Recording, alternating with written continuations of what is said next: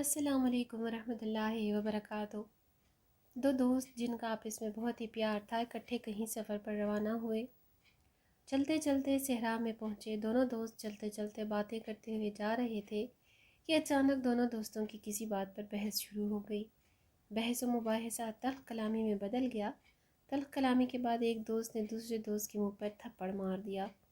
جس دوست کے منہ پر تھپڑ لگا اس دوست کو بہت رنج ہوا اور وہ اپنے تھپڑ مارنے والے دوست کو کچھ نہ کہہ سکا اور خاموشی سے ریت پر لکھ دیا کہ آج میرے سب سے اچھے اور گہرے دوست نے میرے منہ پہ تھپڑ مارا۔ دوسرا دوست یہ سب کچھ دیکھ رہا تھا مگر کچھ نہ بولا۔ پھر دونوں دوستوں نے دوبارہ اپنا سفر شروع کر دیا۔ چلتے چلتے دونوں دوست ایک جھیل کے پاس پہنچے۔ دونوں دوستوں نے جھیل میں نہانے کا ارادہ کیا۔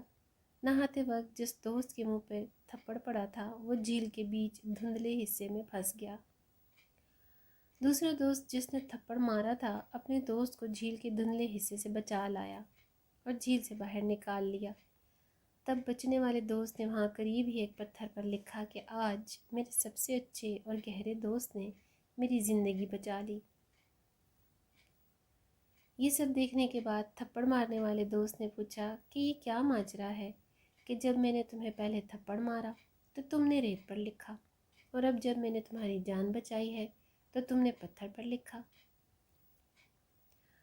تم تھپڑ کھانے والے دوست نے کہا جب تمہیں کوئی تکلیف دے تو اسے ہمیشہ ریت پر لکھو تاکہ گزرتی ہوا اس برائی کو مٹا سکے، اور جب تم پر کوئی نیکی کرے برے وقت میں کام آئے تو اسے پتھر پر لکھو تاکہ اسے کوئی مٹا نہ سکے۔ دو دوستوں کا دلچسپ واقعے سے ہمیں نصیحت کے لیے بہت سبق ملتا ہے۔ ہمیں کسی دوست یا عزیز رشتہ دار کی برائی کو نہیں بلکہ اچھائی کو یاد رکھنا چاہیے۔ اگلی ویڈیو تک اللہ حافظ۔